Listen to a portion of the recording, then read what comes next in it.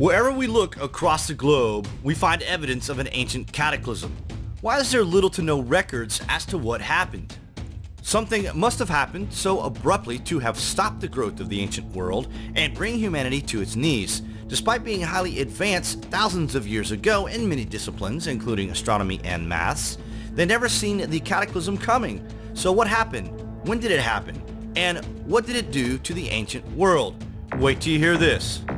Okay, so most of us are wrong for a start in our timeline of history. An example being the pyramids and other structures in Egypt are thought to be between 2,500 and 5,000 years old.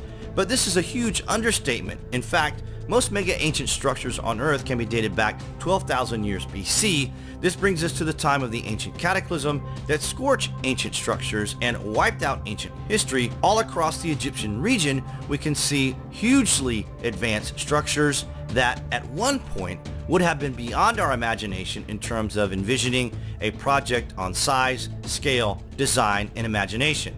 There simply must have been advanced knowledge and technology at work in the very distant past. Were the pyramids built to protect the ancient governments from a solar catastrophe? Just a thought. So what happened 12,000 years ago? This is where it gets crazy. The fact that the cataclysm happened so suddenly in the distant past means it could happen again tomorrow, and we might not even know it happened because it will be so suddenly. In that scenario, the modern world of today would have the same fate of the ancient world. We would have no time to take cover or even acknowledge what was unfolding. But what exactly could cause this? Well, one being a nearby supernova wobbling the Earth and affecting our protected atmosphere, and the other being a massive discharge of energy from the sun. These solar outbursts unleashed electrical plasma discharges upon the Earth and triggered volcanic activity, earthquakes, fires, and massive floods as glaciers melted and lightning strikes released torrential rains from the oceans. The flood of Noah, as referred to by every civilization on Earth, could actually be an accurate reflection of history. Megalithic monuments, underground cities, and ancient legends fall logically into place, as well as the reinterpreted Easter Island Rongo Orongo text and the intentional burial of thousands of structures 12,000 years ago, including Göbekli Tepe complex in Turkey. History could repeat itself with a coronal mass ejection powerful enough to devastate modern society. This idea opens a new view to the origins of civilization, the truths beyond ancient wisdom, and the dynamics of the planet we live on. Strangely, ancient buildings, monuments, and colossi face 20 degrees of due east.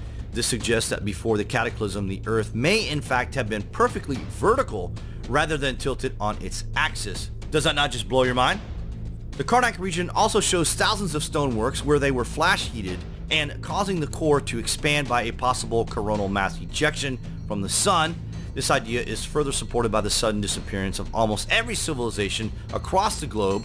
Humanity were set back uncountable years as a state of survival for the few left was now a factor.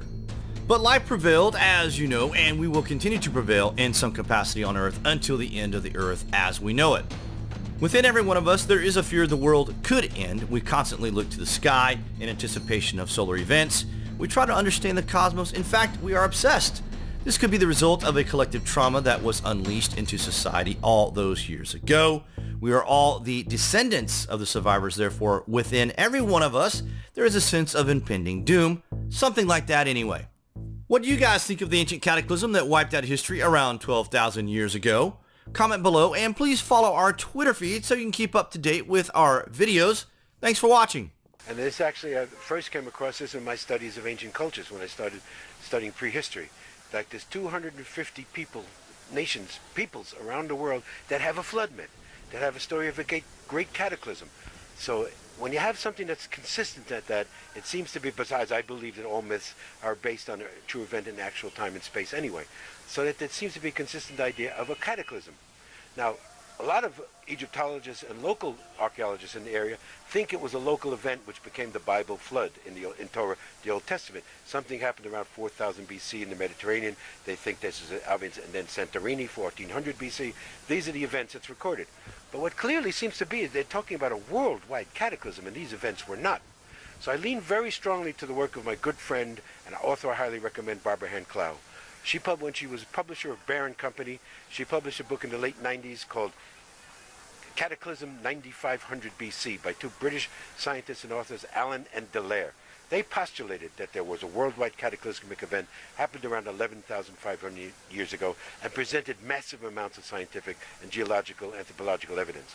Barbara took that up, wrote a book on her own called Catastrophobia, dealing with the fact that there seems to be a collective trauma in modern human beings about catastrophe. She leaned heavily on the work of Immanuel Velikovsky, who wrote some classic books in the 50s called Ages in Collision, Worlds in Chaos. Well, he predicted that he actually said he thought Venus was involved, that there had been some cataclysm, and he was a Freudian psychoanalyst, so he claimed it had left a collective trauma in humanity. I think that's one of Barbara's great books. She republished it last year as Awakening the Planetary Mind, updating it with what we now call the Vela supernova, V-E-L-A, that a supernova occurred in space between the years 14,000 and 11,000 years ago, which may have greatly impacted our whole entire solar system. We know for a fact that Uranus is totally on its side. That is not natural. It is not upright. And our Earth has a tilt, wobble, which gives the precession of equinoxes, the whole field of astrology, that's 23.5 degrees.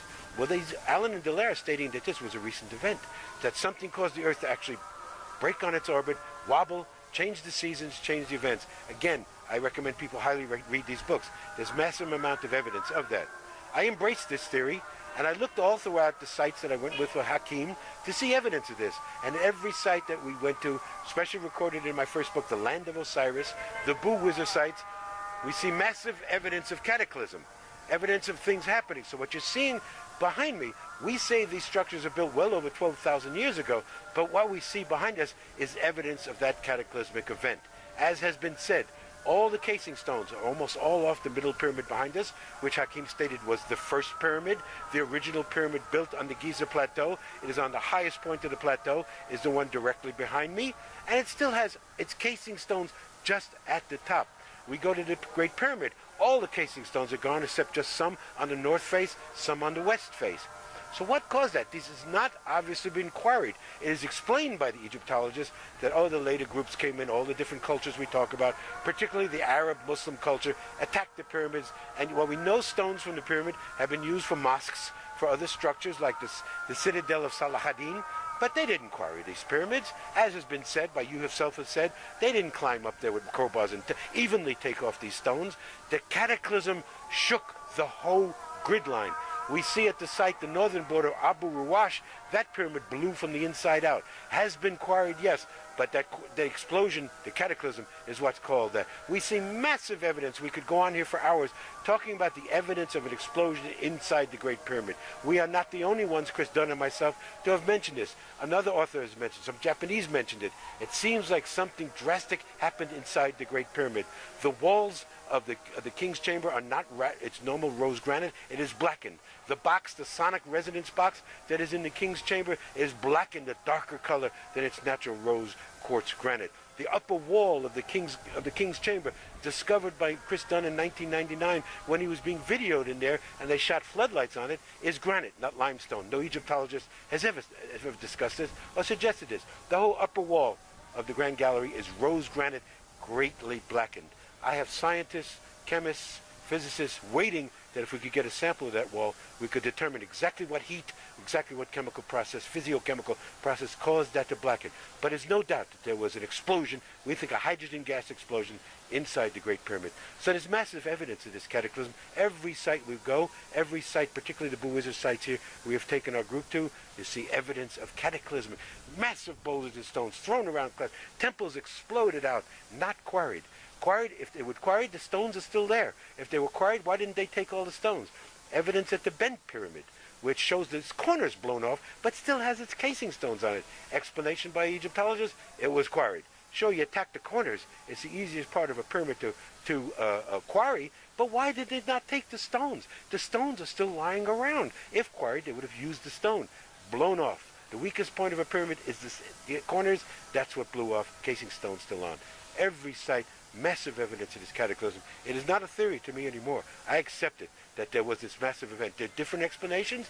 Dr. Robert Schoch believes it was severe solar events. We think the solar events were a byproduct of the Vela supernova. All added. Many different theories. All comes down to a massive worldwide cataclysmic event around this time period, 14,000 to 11,000 years ago, impacted all the cultures. Perhaps as many as 80% of humanity might have been wiped out. The 20% that survived went back to a survival stage, rebuilt civilization, took thousands of years, but carried that collective trauma, which is recorded in the mythologies of all peoples.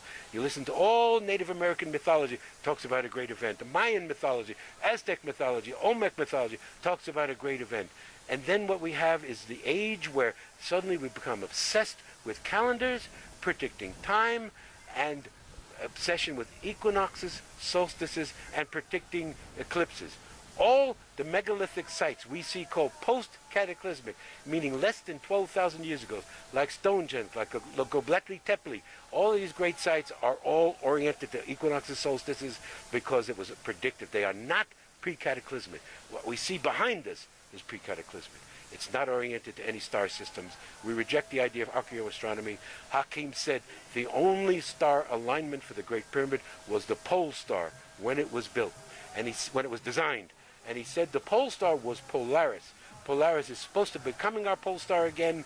That would make it 2 precessions back, 26 times 2. That's how Hakim gave a date for the Sphinx of 54,000 years. And the pyramid aligned when the Polaris, the star, would be at least 26,000 years ago when it was designed. I say 15,000 years ago, the Hogbu Land of Osiris grid line was operating fully functional machines. The Cataclysm changed everything. It still produces infrasound, still has a spiritual effect on everybody. It is still a machine, but not as it once was, fully producing so many different types of energy. The Cataclysm basically ended the Giza power plant.